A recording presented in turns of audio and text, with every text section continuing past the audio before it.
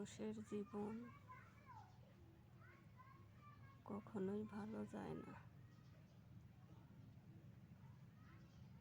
তার মধ্যে সবচেয়ে খারাপ সময় হলো যখন মেয়েটি অসহায় হয়ে পড়ে, তখন সেই মেয়েটির শেষ ঠিকানা হয় বাবার আশ্রয়।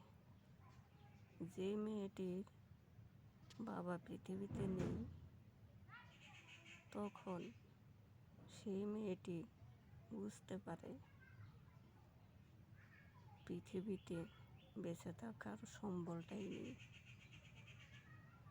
বাবা নেই, ভাই, চাচা, বোন, ফুপু, আত্মীয় স্বজন যারাই থাক না কেন, কোথাও তার আশ্রয় মিলে না।